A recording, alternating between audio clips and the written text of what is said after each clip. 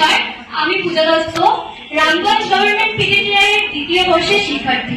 আমাদের দ্বিতীয় বর্ষের সকল শিক্ষার্থীরা মিলে কবিগুরু রবীন্দ্রনাথের লেখা একটি নাটক, যার নাম কাবুলিওয়ালা কে উপস্থাপন করার চেষ্টা করব। সাহিত্যপ্রেমী সকল মানুষের কাছে এই নাটকটি ভালো লাগবে বলে আশা করছি। আসুন এবার আপনাদের সাথে আলাপ করিয়ে দিই আমাদের নাটকের এক একজন চরিত্রের সাথে। প্রথমেই মঞ্চে ডেকে নেব কাবুলিওয়ালা নাটকটির প্রধান চরিত্র যে কাবুলিওয়ালা। কাবুলিওয়ালার অভিনয় করবে আমাদের দ্বিতীয় বর্ষের শিক্ষার্থী শিলা সরকার। এবার সেই কাবুলিওয়ালা নাটক তো একটা ছোট্ট বাচ্চা যার মিনি, সেই মিনিকে অভিনয় করবে একটা খুদে বাচ্চা। না না, একদম খুদে বাচ্চা তো আমরা নিয়ে আসতে পারবো না। আমরা সেই খুদে বাচ্চা সাজিয়ে এনেছি আমাদের শিক্ষাবর্ষের রম্পিকা নন্দীকে। এবার সেই মিনির মানা ছিল ভীষণ একটু রাগী ধরনের। সে না মেয়েকে খুব শাসন করত, তাই আমরা সেই চরিত্রটিকে সেভাবে নির্বাচন করেছি। জোরে একটি হাততালি দিয়ে ডেকে নেব মিনির কম বয়সী মা অঙ্কিতা কুণ্ডুকে। এবার মিনির মায়ের তো বর ছিল, মানে মিনির বাবা ছিল। ডেকে নিচ্ছি মিনির ছোট্ট বাবাকে, প্রীতি সিংহকে।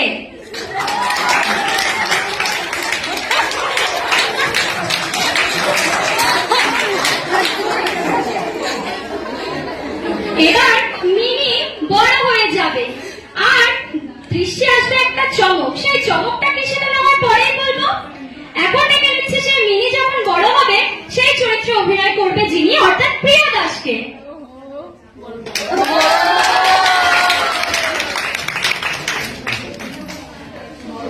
এবারে মিনির মাও কিন্তু বড় হয়ে গেছে, আর ছোট্ট নেই।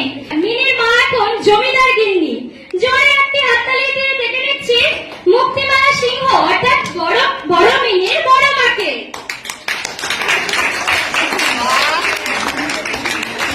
বুঝতেই পারছেন সময় এক জায়গায় নেই, সময় পাল্টে গেছে, অনেক বছর কেটে গেছে, মিনির বয়স হয়েছে, মিনির বিয়ে হবে, আর সেই মিনির বাবাও বড় হয়ে গেছে। এবার ডেকে নিচ্ছি আমাদের গল্পের মিনির বাবাকে। সবাই এক্সাইটেড তো দেখা যায়। মিনির বাবা এতটাই এক্সাইটেড যে ও একাই চলে এসছে, নামও রাখতে হলো না। এবার এই গল্পে না কাবুলিওয়ালা একটা কিছু করবে যার জন্য তাকে ধরতে আসবে পুলিশ, আর সেই পুলিশের অভিনয় কি করবে অরূপ আর শাহিন। জোরে একটা হাততালি পুলিশের জন্য।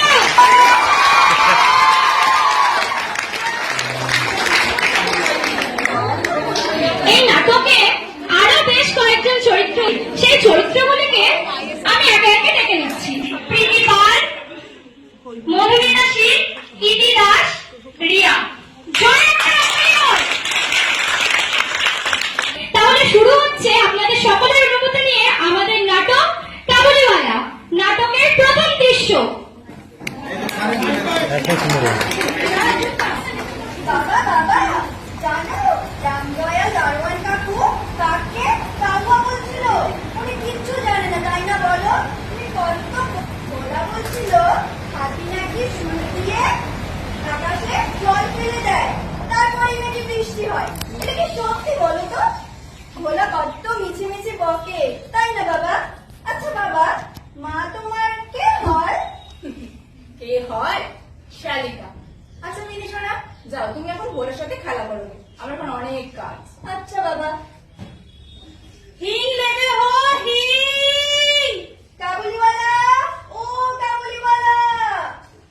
যাও এখন একটা ঝুড়ি ধরে আপন আমার শব্দ বেশ পড়েছে, তার শেষ হলো না। মিনির চিৎকার শুনে যখন কাবুলিওয়ালা হাসি মুখে আমাদের বাড়ির দিকে আসতে লাগলো, অমনি মিনি ঊর্ধ্বশ্বাসে অন্তঃপুর ঘরে দৌড় দিল। যেভাবে লোকটিকে ঘরে ডেকে আনলো, কিছু না নিলে ব্যাপারটা ভালো দেখায়। আচ্ছা দিন, কিছু কাজু আর কিছু কিসমিস দিন। দিচ্ছি বাবু, দিচ্ছি। আচ্ছা তোমার নাম কি হে? রাহানাত আছে বাবু। আচ্ছা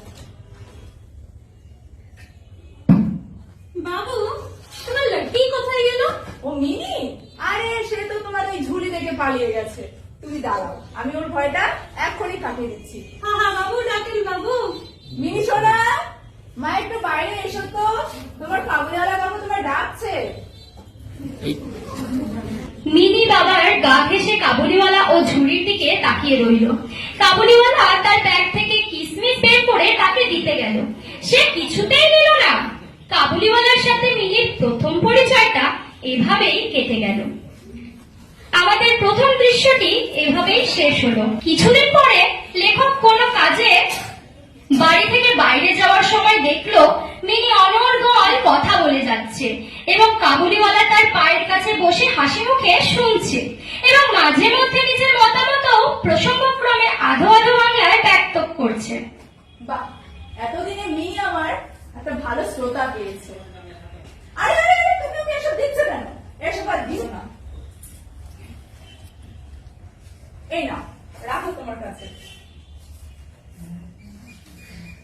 খুশি, এই যে তুমি রাখো।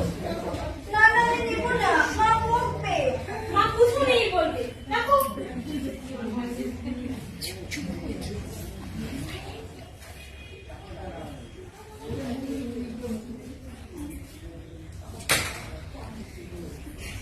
এই তুই কি বলি রে? দেখা বলছি, কিছু না দেখা। তুই এই আধুলি কোথায় পেলি? কাবুলিওয়ালা দিয়েছে। কাবুলিওয়ালার কাছ থেকে আধুলি তুই কেন নিতে গেলি? আমি চাইনি, উনি নিজে থেকেই দিয়েছে। যা গিয়ে ফেরত দিয়ে আয় কাবুলিওয়ালাকে। বাবা বাবা দেখো না, মামা শুধু শুধু বকছে। এই এলেন একজন মেয়ের পক্ষ নিতে। আরে মেয়েকে বকো না তো এত। চলো মা, চলো ঘরে চলো। একদিন দেখা যায় সে আবারও কাবুলিওয়ালা আর মিনি বসে বসে গল্প করছে। কাবুলিওয়ালা, ও কাবুলিওয়ালা, তোমার চুড়িটা কি? इसमें हाथी আছে, হাতি। হাতি। খুকি, তুমি শ্বশুর বাড়ি কখনো যাবে না। কাবুলিওয়ালা শ্বশুর বাড়ি যাবে? আমি শ্বশুরাকে মারবে। শ্বশুরকে মারবে?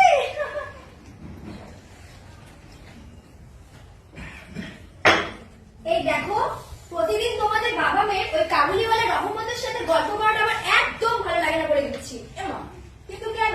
এ তো বেশ ভালো হয়েছে। মিনি তোমাকে আর বিরক্ত করছে না। বিরক্ত করাটা বড় কথা নয়, আজকাল চারিদিকে যে হচ্ছে, রহমতের যদি কোনোদিন আমাদের অলক্ষ্যে মিনিকে নিয়ে চলে যায় তখন তুমি কি করবে? আরে এসব তোমার ভুল ধারণা। এত কিছু ভেবো না তো, রহমত এমনটা করতেই পারে না। উফ, কখনো কি কারো ছেলে ছুড়ে যায় না? কাবুল দেশে কি দাস ব্যবসার প্রচলন নেই? একজন প্রকাণ্ড কাবুলের পক্ষে কি একটা ছেলে চুরি করে খুবই অসম্ভব কিছু? না, ব্যাপারটা যে অসম্ভব তা নয়, তবে আমি বিনা দোষে তার উপর আমাকে ধরে রাখতে মানা করতে পারি না, বলো। তোমরা বাবা মেয়ে মিলে যা ইচ্ছে তাই করো, আমি কিছু জানি না। চল চল, তোর আজকে বিচার হবে। ও এত বড় কাজ কিভাবে করতে পারলো? আরে আরে, কি ব্যাপার? বাবু তুমি জানো পাড়ার রজত বাবুকে এনে খুন করেছে। কেন মেরেছি সেটা তো বলবেন। ও আমার থেকে রামপুরের চাদর কিনে এখন টাকা দিতে অস্বীকার করছে। আচ্ছা, কাবুলিওয়ালা, ও কাবুলিওয়ালা, তুমি শ্বশুর বাড়ি যাবে? সেখানেই যাচ্ছে। শ্বশুরাকে মারিতাম, কিন্তু কি করিব, হাত বাঁধা। চলো নিয়ে চলুন ওকে, চলুন চলুন।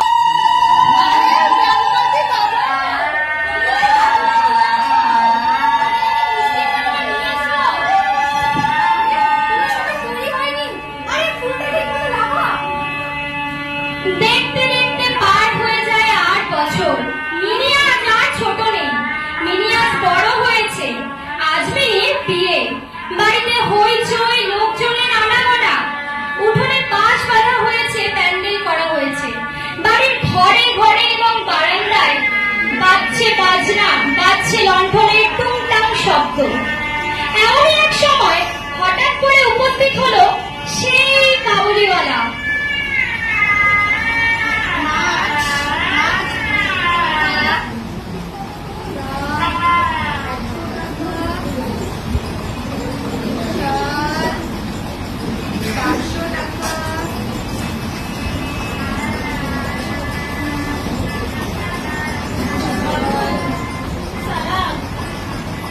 আরে রহমত, তুই কবে এলি?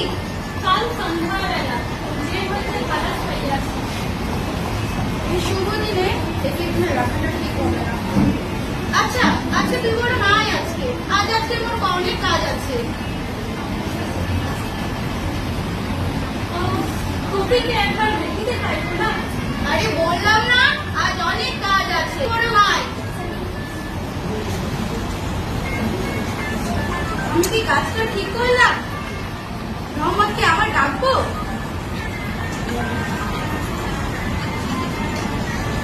আমি আলু আর কিঞ্চিত বাদাম কপির জন্য আনিয়াছিলাম, তাহাকে দিয়া দিব। আপনার বহুত দয়া, আমার চিরকাল স্মরণ থাকিবে। এই নে রহমান, টাকাটা রাখ। আমাকে পয়সা দিতে চান। আপনার যেমন একটি ব্যক্তি আছে, তেমন দেশে আমার একটি ব্যক্তি আছে। আমি তাহারই মুখখানি স্মরণ করিয়া আপনার ব্যক্তির জন্য কিছু মেওয়া নিয়ে আসি। আমি তো সৌদা করতে আসি না। এমন সময় কাবুলিওয়ালা তার বুক পকেট থেকে একটি পুরানো কাগজ বের করে দিল। সেটিকে সযত্নে ভাঁজ খুলে বুলের টেবিলের ওপর মেলে রাখলো। তাতে একটি বাচ্চার হাতের ছাপ দেখা গেল। ফটোগ্রাফ নয়, তেলের ছবিও নয়, হাতে খানিকটা ভুষো মেখে তার ছাপ। ওর মেয়ের এইটুকু স্মরণ চিহ্নখানি বুকের কাছে নিয়ে রহমত প্রতি বছর কলকাতার রাস্তায় মেওয়া বিক্রি করতে আসে। সেই সুকোমল শুদ্ধ হস্তটুকু এই বিরিহ বুকের মাঝে সুধা সঞ্চার করে রাখে। সেটা দেখে মিনির বাবার চোখ ছলছল করে উঠল।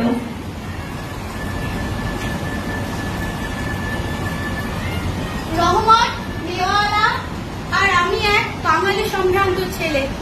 ও মানুষ আর আমিও মানুষ। আজ যেন আমি সবকিছু ভুলে গেলাম। না, মিনিকে ডাকা উচিত।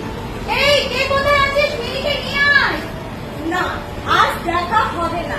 মিনি এখন ব্যস্ত আছে, ওকে বলো অন্যদিন আসতে।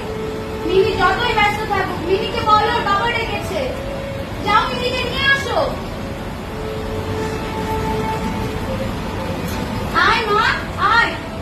কপালে চন্দনা বধূ বেশে মিনি সেখানে এসে উপস্থিত হলো। কিন্তু কাবুলিওয়ালা প্রথমে থতমত খেয়ে গেল। তাদের পুরানো আলাপ কিছুতেই চিনতে পারলো না। শেষে কাবুলিওয়ালা হেসে বলল, ফকির, তুমি শ্বশুর বাড়ি যাবি?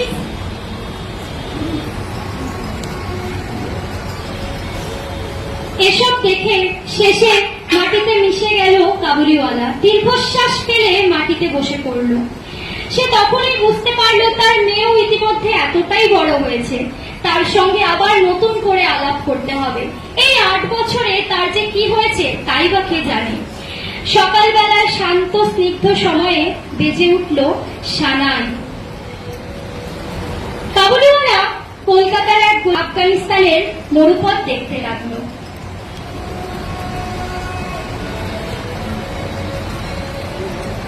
রহমান ওঠো, রহমান ওঠো। এটা রাখো রহমান, এটা রাখো। তুমি যাও, তুমি তোমার দেশে ফিরে যাও, তোমার মেয়ের কাছে যাও। তোমাদের মিলন সুখে আমার মেয়ের কল্যাণ হোক।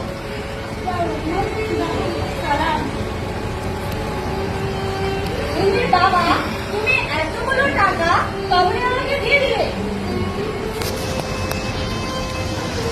মোহাম্মদকে যে টাকাটা দিলাম সেটা হিসাবে খাতা থেকে একটু ছেটে দিতে হবে। মিনির বিয়েটা যেভাবে চেয়েছিলাম দিতে পারলাম না, বাধ্য এলো না। তবু ওর মিলন সুখে আমার মিনির কল্যাণ হোক। এভাবেই শেষ হলো আমাদের নাটকটি। এভাবেই কাবুলিওয়ালা চলে গেল তার নিজের মেয়ের খোঁজে। বিয়ে হয়ে গেল মিনির।